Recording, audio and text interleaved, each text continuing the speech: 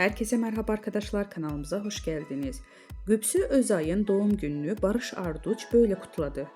Barış Arduç eşi Gübsü Özay'ın 41. doğum gününü sosyal medya üzerinden romantik bir paylaşım yaparak kutladı. Gübsü Özay'ın 41. yaşına girmesiyle birlikte keyifli bir doğum günü kutlaması gerçekleştirildi.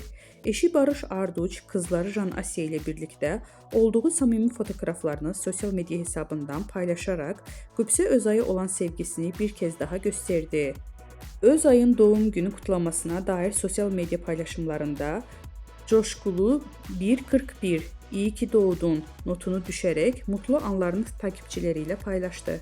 Bu güzel aile anlarını sosyal medya üzerinden büyük bir yankı uyandırırken Barış Arduç Gübsü Özay çiftinin mutluluğu gözleri önünde sergiledi.